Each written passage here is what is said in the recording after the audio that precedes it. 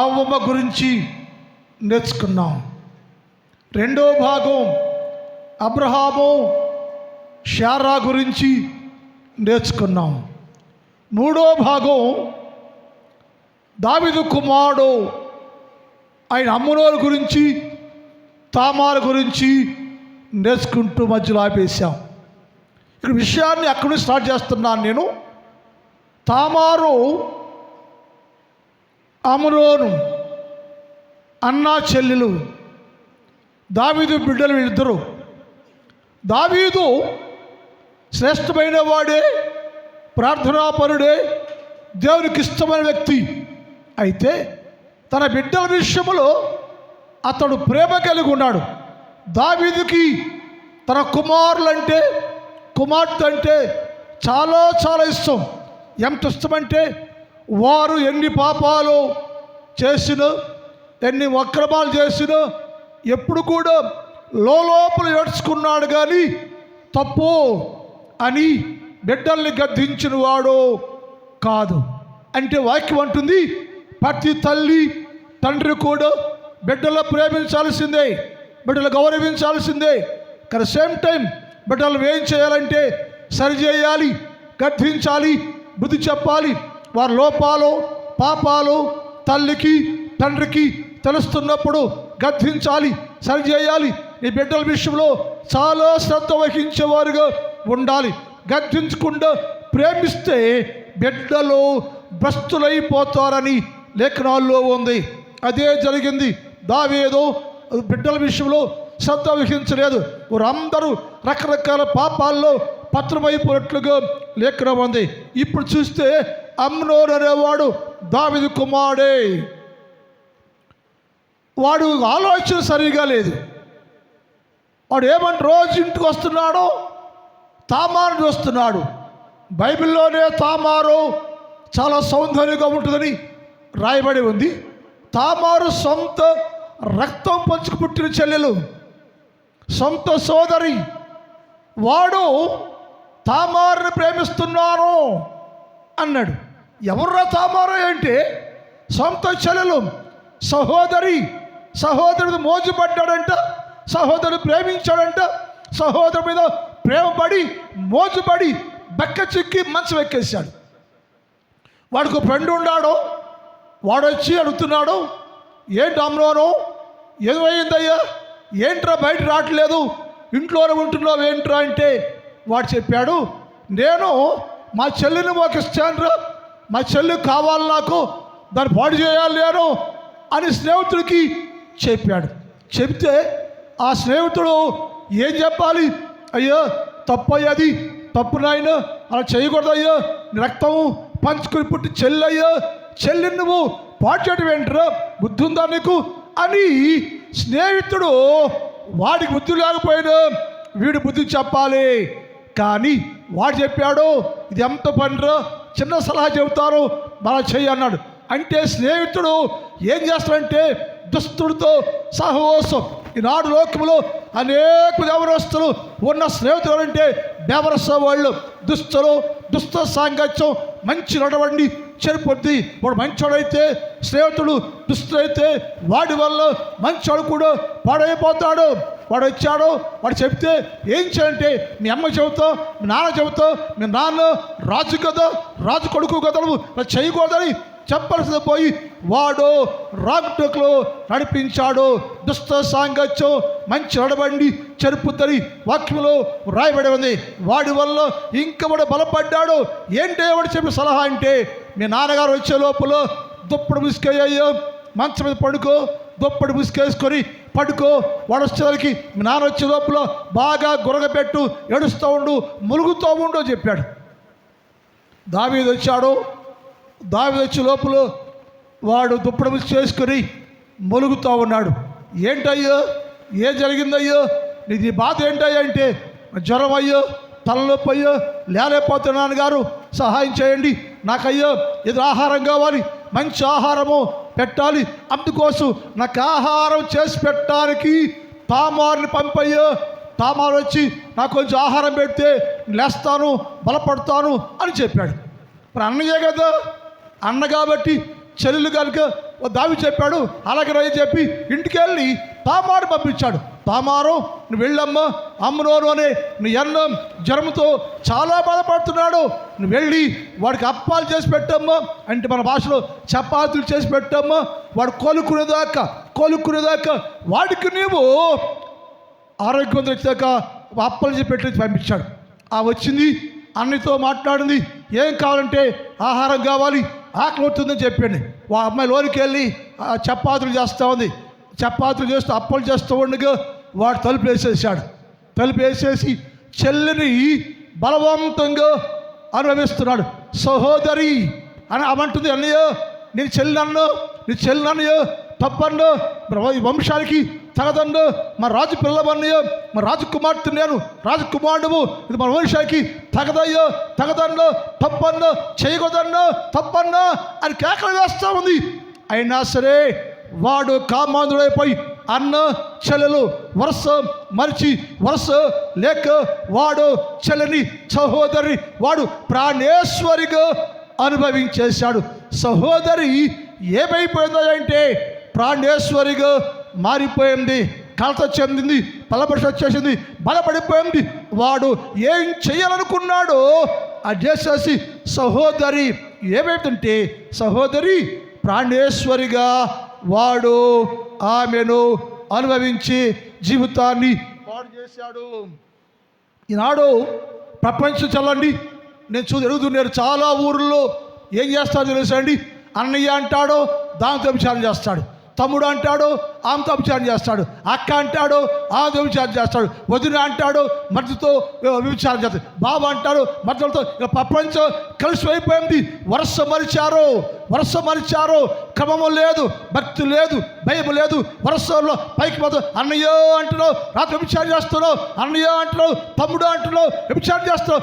విచార సంబంధంగా మనుషులందరూ భస్తులైపోయి, వాయు లేదు, వరుస లేదు, క్రమం లేదు.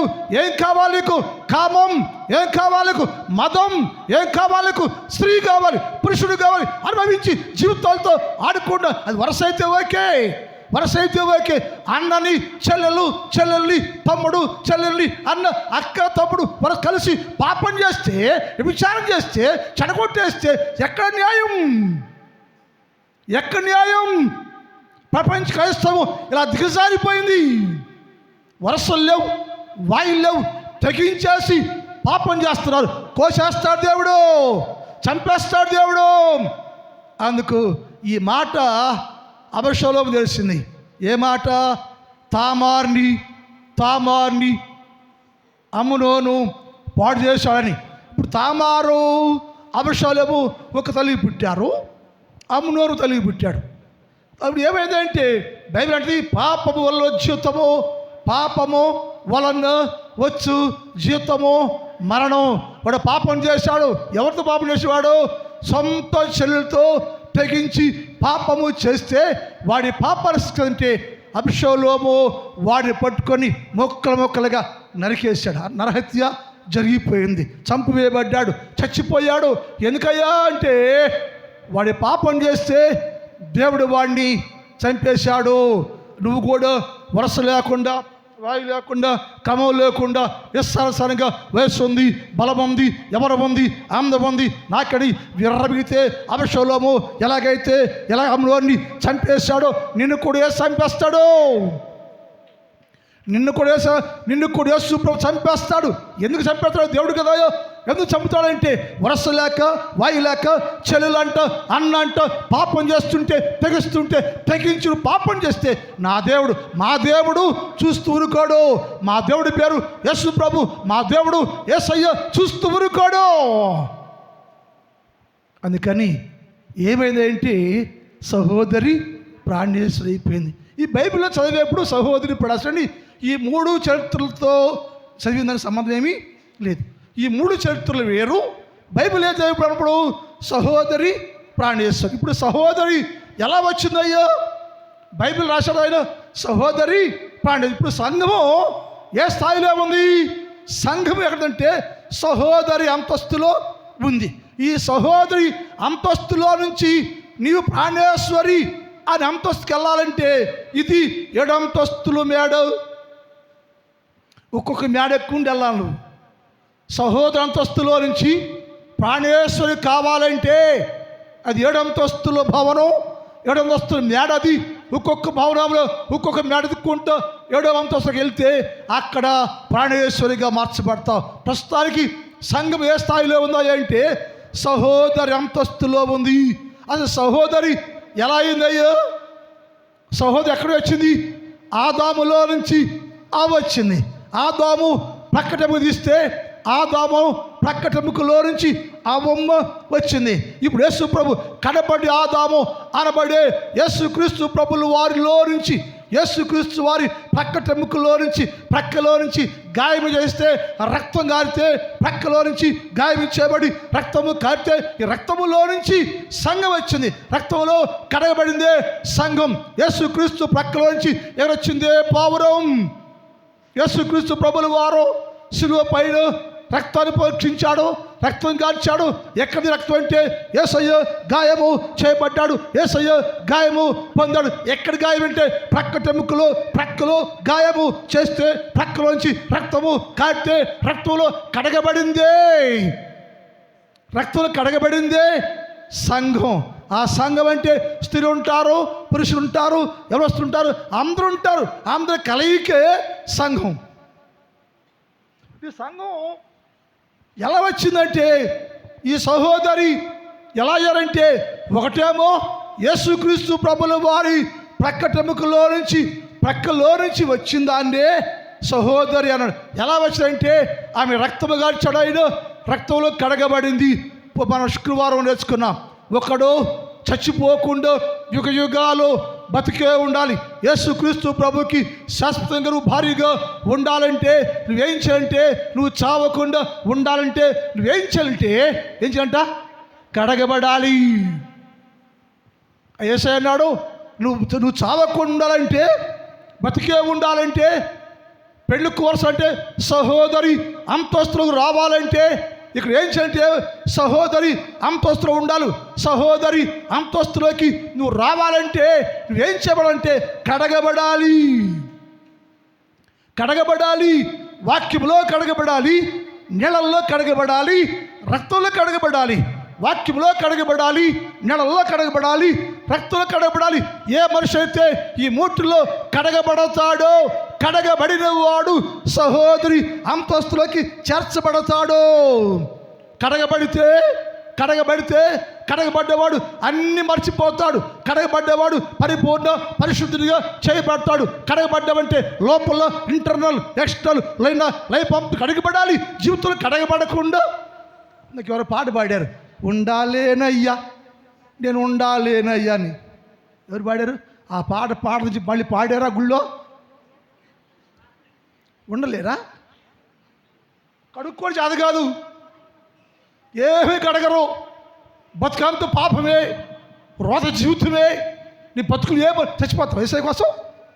ఉండాలేనయ్యా ఎక్కడ గుళ్ళో ఉన్నాడంట. ఇలాగలాగా ఉండలేరు గుళ్ళో. తీసేస్తాడు దేవుడు అలా పాటలు పాడితే. ఉండలేవు. ఎవరు ఉండలేరు తెలుసా? యేసయ్య లేకుండా, మా యేసయ్య లేకుండా ఎవరు ఉన్నారంటే ఎవరైతే పరిపూర్ణ కడగబడ్డారో, బతుకు మారిందో, జీవితం మారిందో, నీకంటే ఏమీ లేకుండా పరిపూర్ణ పరిశుద్ధ జీవితం కలిగి ఉన్నవాడు ఆయన లేకుండా ఉండలేడు. ఉండలేవు నువ్వు, ఉండలేరు నువ్వు కమలమ్మ. ఇక దేవుని వాక్యం వినాలి మీరు. దేవుని వాక్యంలో సత్యం గ్రహించాలి. సహోదరి ఎవరయ్యా అంటే ఒకటి కడగబడింది. ఎక్కడ కడగబడింది అంటే వాక్యంలో కడగబడాలి, నీటిలో కడగబడాలి, రక్తంలో కడగబడాలి. వారే పరిపూర్ణంగా మార్చబడతారు. వారు తెచ్చి యేసు ప్రభు అన్నాడు ఇది నా సహోదరి అన్నాడు. అంటే యేసు ప్రభువులో నుండి వచ్చిన దాన్ని సహోదరి అనే పక్కలో నుంచి, ఆదాములో నుంచి ఎలాగైతే అవ్వమ్మ వచ్చిందో కడపటి ఆదాము అనబడే యేసుక్రీస్తు ప్రభువులో నుంచి అవ్వమ్మలాగా సంఘం కూడా వచ్చింది. ఆ సంఘమే సహోదరి అంతస్తులోకి నిలిచి ఉంది. ప్రస్తుతానికి సహోదరి అంతస్తులు రావాలంటే ఒకటి కడగబడాలి, రెండు మార్చబడాలి. ఏ మారాలయ్యో? నీ బతుకు మారిపోవాలి, జీవితం మారిపోవాలి, అంతరంగం మారాలి, స్వభావం మారాలి, నీ పైన బతుకు మారాలి, లోపల కూడా మారాలి. పైన మాత్రం మార్చుకుని లోపలే మారకుండా పైన అంతా మార్చుకుని పైకి తెల్లగా ఉండి లోపల నల్లగా ఉండి లోపల ఏం మారకపోతే అలాంటి వారు సహోదరి అంతస్తులోకి వచ్చే అవకాశమే నీకు లేదు. సహోదరి స్థానంలో, సహోదరి అంతస్తులో, సహోదరి అనబడే దేవుని సంఘంలో నువ్వు ఉండాలంటే మార్చబడాలి. హృదయం మారిపోవాలి, శరీరం మారిపోవాలి, అంతరంగం మారిపోవాలి, స్వభావం మారిపోవాలి, సమస్తం మారిపోయి పరిపూర్ణంగా పరిశుద్ధ జీవితాన్ని కొనసాగించేవారుగా ఉంటే అప్పుడు నిన్న ఆయన తన యొక్క సహోదరి అంతస్తులకి చేర్చేవాడుగా ఉంటారు. అందుకని ఏం చేయాలంటే సహోదరి అంటే ఒకటేంటి? కడగబడింది, రెండేమో మార్చబడింది. సహోదరి ఎలా అయితే మార్చబడుతుందో నీవు కూడా జీవితంలో అన్నీ మార్చుకునేవారుగా ఉండాలి. ఏ మార్చుకోకపోతే సహోదరి అంతస్తులకు వచ్చే అవకాశమే లేదు. రెండో చెప్పాడు ఆయన, రెండో చెప్తాడు, సహోదరి అంతస్తు రావాలంటే నీవు ఏం చేయాలంటే నేర్చుకోవాలి అన్నాడు. ఏం నేర్చుకుంటున్నాం మనం? 100 ఏళ్ళ నుంచి గుడికి వస్తున్నాం. ఏం నేర్చుకున్నావు చెప్పు? నీకు తెచ్చుకున్నాను. నేను యేసుప్రభు గుడికి వెళ్ళాను, యేసు బిడ్డను, నేను రక్షణ పొందాను, బాప్తిస్మం పొందాను, మార్మోసు పొందాను, యేసు కుమార్తెను నేను. యేసయ్య చెప్పినవన్నీ నేర్చుకున్నానని చెప్పు. యేసయ్య చెప్పినవన్నీ నేర్చుకున్నవారు పరిపూర్ణులుగా ఉంటారు. యేసయ్య సన్నిధిలో దేవుడు నీకు ఏమని బోధించాడో బోధించే ప్రతి మాట ఉపదేశాన్ని నేర్చుకుంటే, వాక్యాన్ని నేర్చుకుంటే, ఎవడు దేవుని ఉపదేశము నేర్చుకుంటాడో వాడు సహోదరి అంతస్తులోకి చేర్చబడతాడు. ఉపదేశం నేర్చుకోకుండా ఏమీ రాకుండా, ఉపదేశమే నేర్చుకోకుండా, ఉపదేశమే అర్థం కాక, ఉపదేశం ఎక్కడ నేర్చుకుంటావా అంటే, ఉపదేశాన్ని ఎక్కడ నేర్చుకుంటావా అంటే మలాకి గ్రంథం 2వ అధ్యాయం 7 చదువుదాం. మలాకి గ్రంథం 2వ అధ్యాయం 7 చదువుదాం. మలాకి గ్రంథం 2వ అధ్యాయం 7. యాజకులు సైన్యములకు అధిపతికు యెహోవా దూత అంటే ఎవరంట? యాజకులు అంటే నేను. వీళ్ళు ఎవరయ్యా యాజకులు అంటే? యెహోవా నియమించిన దూతలు. యెహోవా నియమించిన దూతలు ఏం బోధిస్తున్నాయో సంఘములో యెహోవా నియమించిన దూత అనబడే యాజకుడు ఎవరికి ఏం బోధిస్తాడంటే ఉపదేశాన్ని బోధిస్తున్నాడు. నువ్వేం చేయాలంటే ఉపదేశాన్ని శ్రద్ధగా వినాలి, ఉపదేశాన్ని నేర్చుకోవాలి. నువ్వు ఉపదేశాన్ని నేర్చుకోవాలి. ఎవడు దేవుని ఉపదేశాన్ని నేర్చుకుంటే వాడు ఎక్కడుంటాడు? సహోదరి అంతస్తులోకి మార్చబడతాడు. నువ్వేం చేయాలంటే నేర్చుకోవాలి. క్రైస్తవులే మనం ఏం నేర్చుకోం. యేసు ప్రభు గుణ లక్షణాల్లో ఏది నేర్చుకోం? వాక్యం నేర్చుకోం. వాక్యం అర్థమే కాదు మనకి. వాక్యం తెలుసుకోము, వాక్యం నేర్చుకున్నట్టుగా ఉంటాం, నేర్చుకోకుండా వచ్చినట్టుగానే ఉంటాం. వచ్చా నీకు? వచ్చయ్యా. ఏమొచ్చు నీకు అంటే ఈ చెప్పడానికి మన దగ్గర మ్యాటర్ ఏమీ ఉండదు. నేర్చుకోవాలి. వాడు అన్నాడు, యెహోవా దేవుడు సంఘములో యాజకులు పెట్టాడు. యాజకుడు ఎవరయ్యా అంటే యెహోవా దూత అనబడి యాజకుల్ని ఆయన పెట్టాడు. యాజకులు యెహోవా కనుక జనులు వారి నోట ధర్మశాస్త్ర విధులను ఏం చేయాలంట? యాజకుడు బోధించే, యాజకు నోట్లో వచ్చే బోధని నువ్వు నేర్చుకోవాలి. ఎవరు నేర్చుకో? ఎందుకంటే దేవుడు అంటే ధర్మశాస్త్రాన్ని ఉపదేశమును యెహోవా దేవుడు యాజకుల నోట్లో పెట్టాడు. యాజకు నోట్లో పెట్టాడు. యాజకులు చెబుతున్నారు, రాకడ రాబోతుంది, మార్పు చెందండి, మారు మనసు పొందండి, పరిశుద్ధంగా ఉండండి, వాక్యంలో ఉండండి, ప్రార్థనలో ఉండండి, బతుకు మార్చుకోండి, మనసు మార్చుకోండి, వధువు సంఘం రండి, మీరందరూ వధువు సంఘంలో రావాలి, మీరందరూ సహోదరి అంతస్తులోకి రావాలి, మార్పు చెందండి ఉపదేశాన్ని బోధిస్తూ ఉంటే, ఉపదేశాన్ని చెబుతూ ఉంటే విన్నట్టుగా వినేవాడు ఎవడో లేడు. యేసు అన్నాడు, ధర్మశాస్త్రము అనేది యాజకుల నోటిలో ఉంది, యాజకుల నోటిలో దేవుని ధర్మశాస్త్రం, దేవుని ఉపదేశాన్ని పెట్టాడు. దేవుని సన్నిధికి వచ్చే ప్రతి వ్యక్తి ఏం చెయ్యాలంటే ఉపదేశాన్ని నేర్చుకోవాలి. నేర్చుకున్నవాడు పాపం చేయలేడు, నేర్చుకున్నవాడు లోకస్తులుగా ఉండలేడు, నేర్చుకున్నవాడు లోక సంబంధ కార్యక్రమాలు చేయలేడు. నువ్వు చేస్తున్నావంటే, మార్చుకోదంటే, నీకేం లేదంటే, ఏమి నేర్చుకోదంటే లోకం అంతా నేర్చుకున్నావు, కానీ దేవుడి ధర్మశాస్త్రాన్ని ఉపదేశాన్ని నేర్చుకోలేక అలా ఉన్నందువల్ల లోకంలోనే ఉండవు. యేసు అన్నాడు, ఎవడైతే దేవుని ధర్మశాస్త్రం లేక ఉపదేశమును నేర్చుకుంటాడో, దేవుడు నియమించిన ఉపదేశాన్ని ఎవడు నేర్చుకుంటాడో వాడు సహోదరి అంతస్తులోకి చేర్చబడతాడు. నేర్చుకున్నావా? వాక్యం నేర్చుకుంటున్నావా? అన్నీ నేర్చుకుంటాం మనం. అన్నీ మీ తెలియదంటే భూలోకంలో ఏమీ ఉండదు. కానీ యేసయ్య వాక్యం తెలియదు. మరి 100 ఏళ్ళు అయిపోయింది కదా, సండే స్కూల్ గుడికి వస్తున్నావు కదా, నువ్వు సండే స్కూల్ ఏం నేర్చుకుంటున్నావు? వాళ్ళు ఏం నేర్పుతున్నారు నీకు? ఇక్కడ నువ్వు పెద్దవాళ్ళ గుడికి వచ్చావు, పెద్దవాళ్ళు కూడా ఏం నేర్చుకున్నావు? ఎప్పటి నుంచి? 100 సంవత్సరాల నుంచి వెళ్ళావు, వచ్చావు, అంతే. ఏం నేర్చుకున్నావు? నేర్చుకుంటే ఏం చేయాలో దాని ప్రకారం జీవించాలి.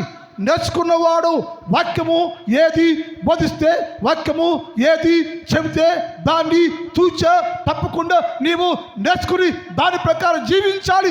జీవించిన వాడు పరిపూర్ణంగా మార్చబడతారు. ఏ మారో మనం, ఏ మార్చుకున్నాం మనం? స్వభావం మారిందో, మాట మారిందా, క్రిమినల్ మైండ్ మారిందో, ఆలోచన మారిందో, వ్యభిచారం మారిందో, దొంగతనం మారిందో, మోసం మారిందో, ఏం మారింది? ఏం మారలేదు. No change, no growth. అంటే మనం ఏమీ నేర్చుకోవటానికి ఇష్టపడలేదు. అందుకని సహోదరి అనే స్థలంలోకి రాలేకపోతున్నాం. యేసు అన్నాడు, సహోదరి అంతస్తులోకి ఎవరు వస్తారంటే, 1 కడగబడిన వారు, 2 మార్చబడిన వారు, 3వది నేర్చుకున్నవారు. ఏం నేర్చుకుంటే దేవుని ఉపదేశాన్ని నేర్చుకోవాలని లేఖనాలు. ఉపదేశం ఎక్కడుందయ్యా అంటే, ఉపదేశం అంట పరలోకములో ఉందంట. ఉపదేశము పరలోకములో బయలుదేరి ఎక్కడికొచ్చింది? భూలోకానికి దిగొచ్చి యాజకులకు నోట్లోకి వచ్చింది. యెషయా గ్రంథం 51 చూద్దాం. యెషయా 51:4. యెషయా 51:4.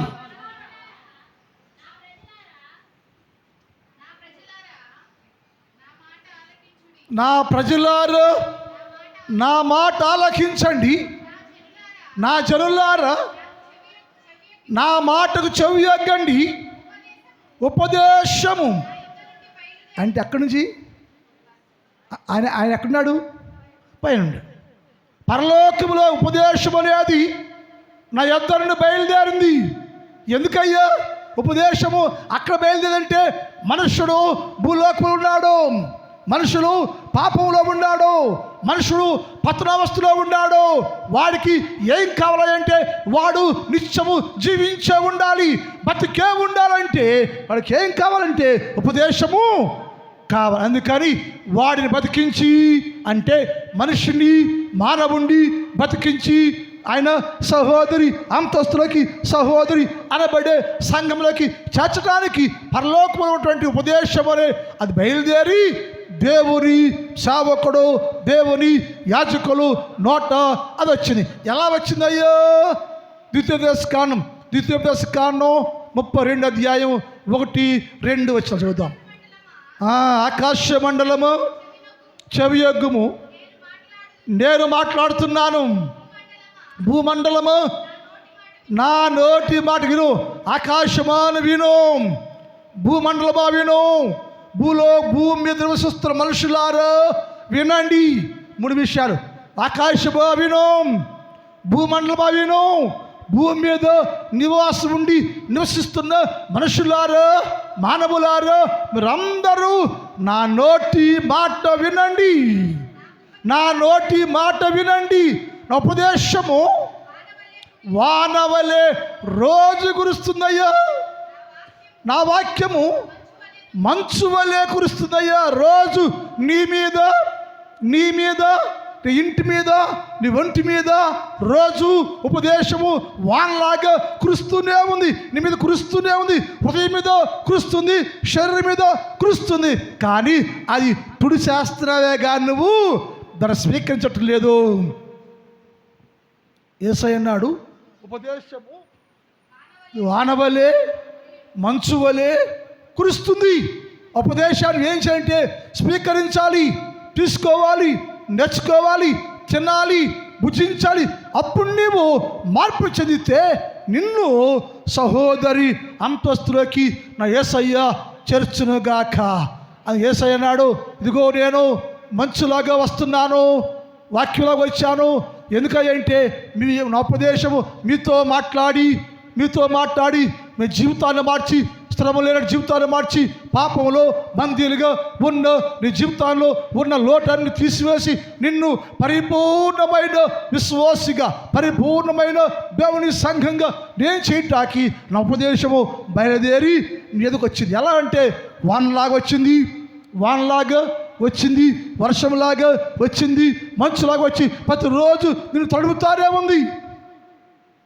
ప్రతిరోజు నిన్ను తడుపుతూనే ఉంది. బుధవారం తడిపింది, శుక్రవారం తడిపింది, శనివారం తడిపింది, ఆదివారం తడిపింది. No change, no. అసలు నేను చెప్పాను, నేను గీత జాగ్రత్తలే. మనం శుక్రవారం వాక్యం మనం నేర్చుకున్నాం. మరి మీరందరూ గీతలు ఉన్నవాళ్ళే కదా. గీతలు ఉన్న అన్నయ్యలు గీతలు కడగటానికి కాలకు తోలికెళ్తారా? చెరువులోకి సరే ఎక్కడికోసారికి తోలికెళ్ళగానే గీత స్పీడ్గా నీళ్ళకి వెళ్ళిపోద్ది. అన్న రోడ్డు మీద ఉంటాడు, గీత మాత్రం లోనికి వెళ్ళిపోద్ది. మొత్తం నుండి మునిగిపోద్ది నెలలో. ఈ మెడ దప్ప నుంచి మెడ ముంచదు, తల ముంచదు, తలపై మొరపై చూస్తూ ఉంటుంది. అది నెలలోనే ఉంటుంది. తల ఏడుంది, పైన ఉంది. అంటే దానికి ఏం కావాలి? దానికి నీళ్ళలో ఉంటుంది కానీ శుద్ధి చేసుకోదు. తడుస్తుంది అంతే.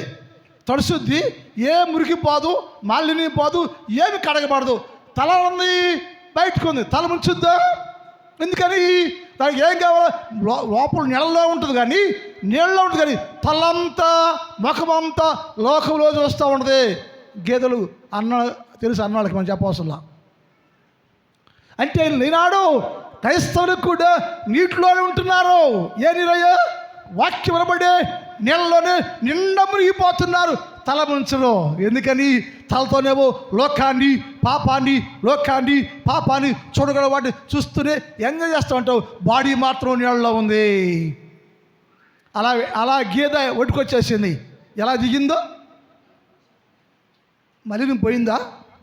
ఎందుకు పోలా? తడిసిందంతే. కడిగినట్టు దాన్ని పోగినోడెవడు లేడు. నీవు కూడా అంతే. వాక్యం నుండి వాడిని వేశాడు. వాక్యము మంచు వలె, వాక్యము వానవలే నీ మీద కురుస్తుంది. కానీ నీ దేహము కడగబడలేదు, హృదయము కడగబడలేదు, మనస్సు కడగబడలేదు, జీవితంలో శుద్ధీకరణ లేనే. లోకాన్ని చూస్తున్నావు, పాపాన్ని చూస్తున్నావు, నీ జీవితం అంతా లోకాన్ని శ్లాఘిస్తున్నావు నీవు. అందుకని నీకు ఇక సహోదరి అంతస్తులు స్థానం కోల్పోతున్నావు నీవు. యేసు అన్నాడు, సహోదరి అంతస్తులు రావాలంటే నీవు నేర్చుకోవాలి. ఏం నేర్చుకుంటే యేసుక్రీస్తు ప్రభు యొక్క ఉపదేశాన్ని నేర్చుకో. అది కూడా ఎలా నేర్చుకోవాలంట? బుధవారం వచ్చి సగం నేర్చుకుని, శనివారం వచ్చి సగం నేర్చుకుని రాకుండా మళ్ళీ బుధవారం వచ్చి సగం నేర్చుకుని వస్తే నీకు ఏం అర్థమైంది? ఇక్కడ అందరూ ఉన్నారా? బుధవారం శుక్రవారం ఉన్నారా? నువ్వు వచ్చావా? రాలా. నువ్వు వచ్చావు. అంటే కొంతమంది వచ్చారు, బుధవారం వచ్చారు, శుక్రవారం రాలా, శనివారం రాలా, ఆదివారం వచ్చారు. ఆ 2 రోజులు చెప్పిన ఏమర్థమైంది నీకు? అందుకే బైబిల్ చెప్తుంది ఉపదేశం అంట క్రమం అంటది. ఉపదేశము క్రమంగా వినాలంట. ఉపదేశాన్ని నువ్వు క్రమముగా నేర్చుకోవాలి. యెషయా గ్రంథం 42:21. యెషయా 42:21 చదువుతాం.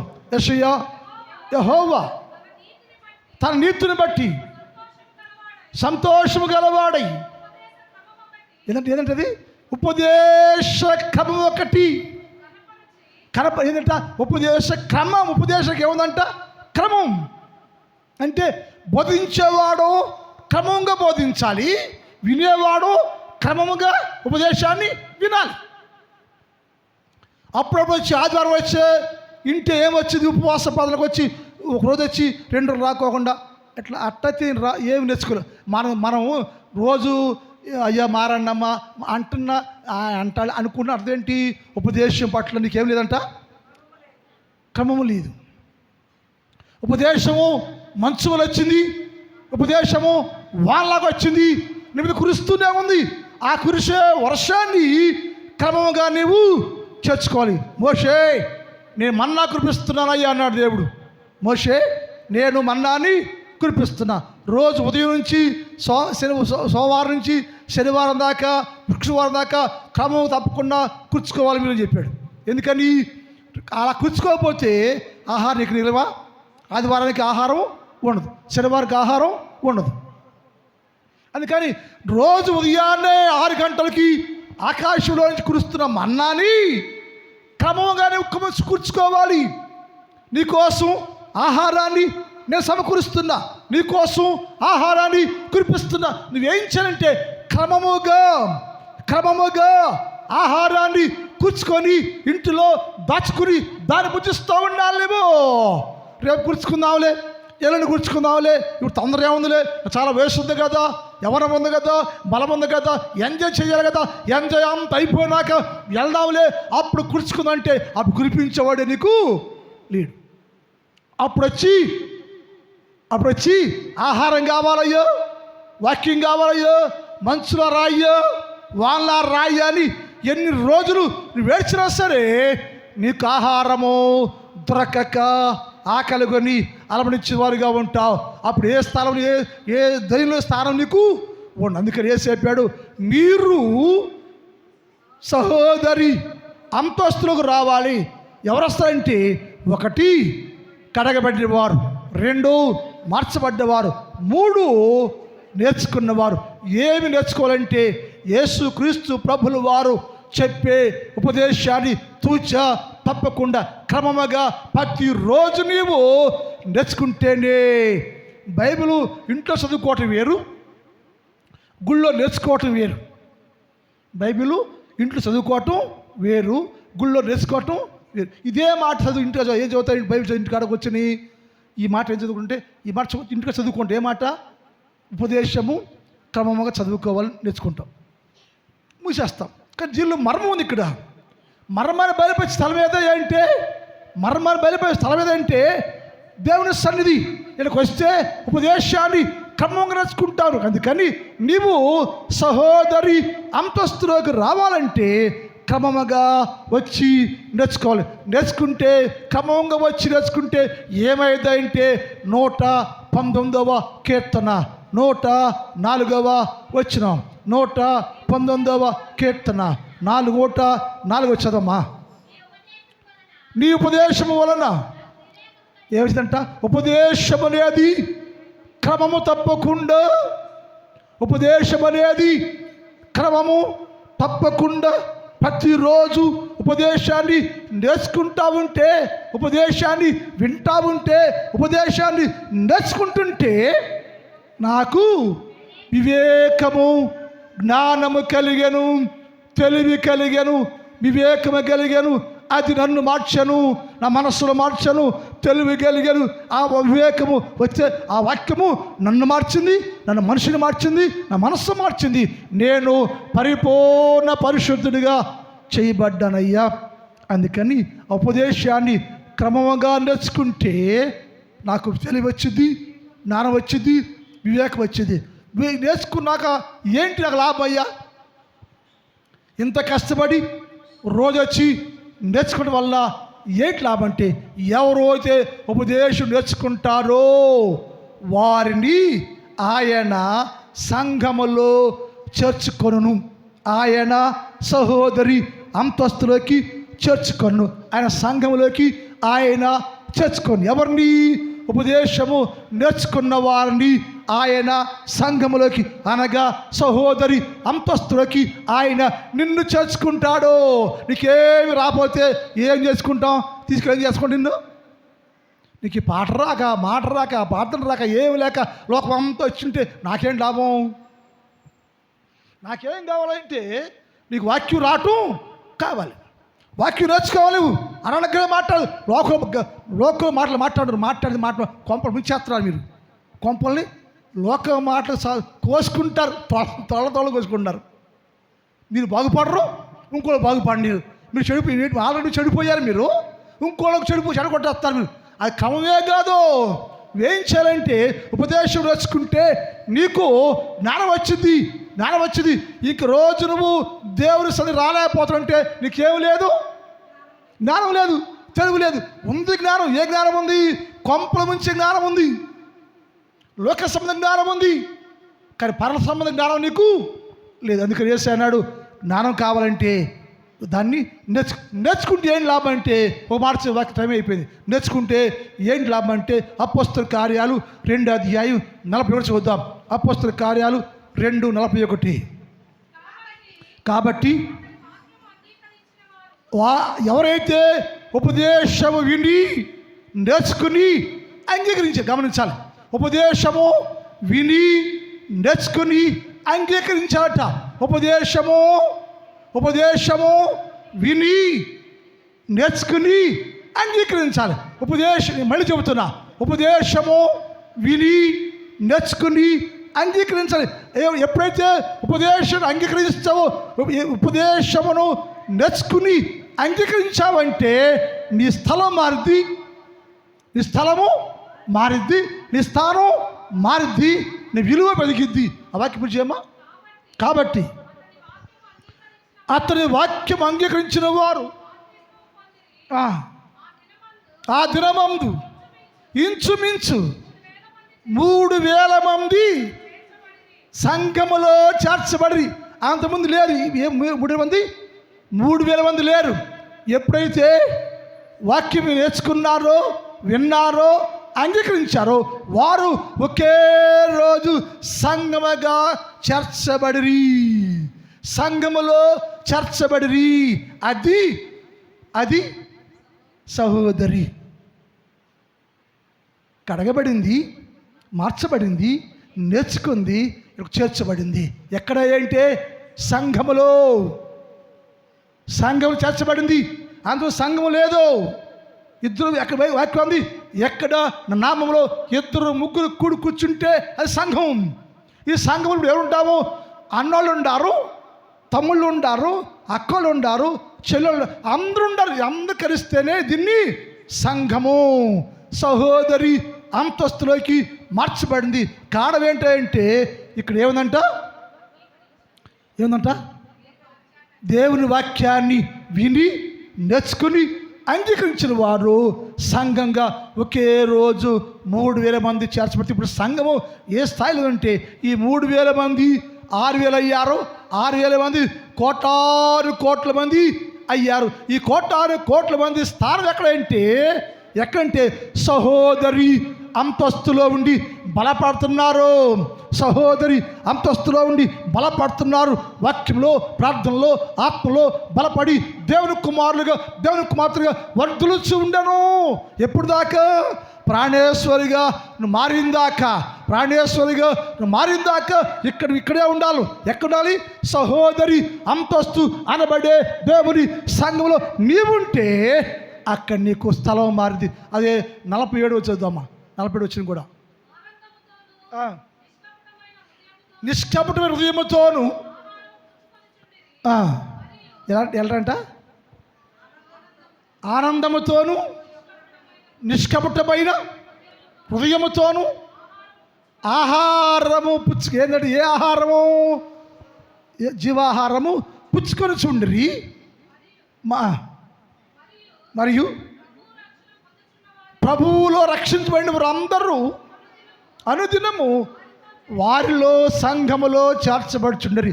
ఇందాకేమో 2, ఇప్పుడేమో 3,000 మంది, ఇప్పుడేమో 5,000 మంది. అలా సంఘం విస్తరించింది. సంఘము స్థిరపరచబడి విస్తరించి ఇప్పుడు సంఘము జ్యేష్ఠుల సంఘముగా మార్చబడి సహోదరి అంతస్తులో ఉండెను. ప్రార్థన టైం అయిపోయింది.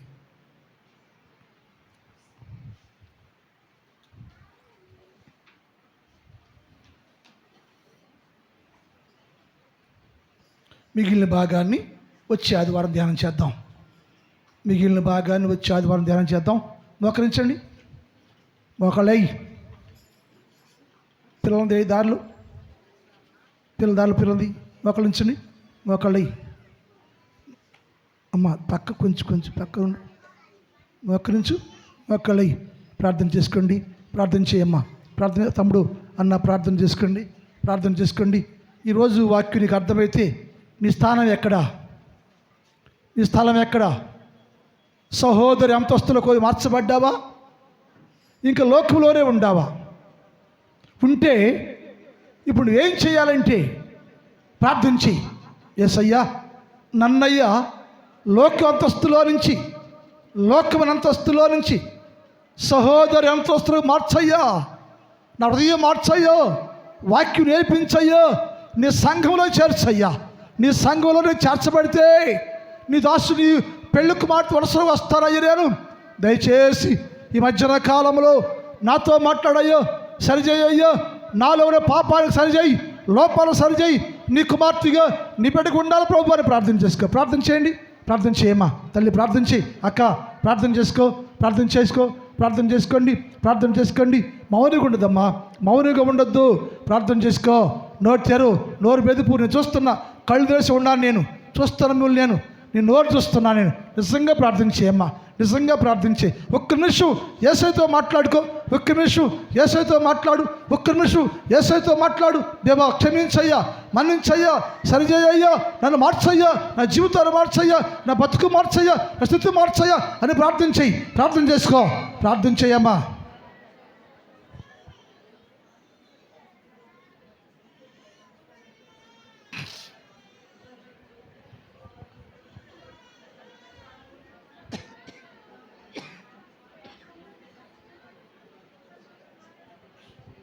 మా తండ్రి, నీ పాదములకు వందనాలు. పరిశుద్ధుడవైన దేవ, సహోదరి నా ప్రాణేశ్వరి అంశాన్ని ధ్యానం చేస్తున్నామయ్యా. ప్రస్తుతానికి సంఘమయ్యా సహోదర అంతస్తులోకి చేర్చబడి తన్ను తాను శుద్ధపరచుకుంటూ ఉంది నాయన.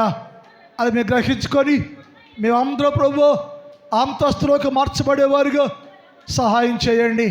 మన జీవితాలు మార్చుకొని, మా బతుకు మార్చుకొని, వధువు సంఘంలోకి ఎత్తబడటానికి, ప్రాణేశ్వరిలోకి మార్చబడటానికి మమ్మల్ని మేము శుద్ధపరచుకునే భాగ్యము దయచేయమని ప్రార్థన చేస్తున్నాం తండ్రి.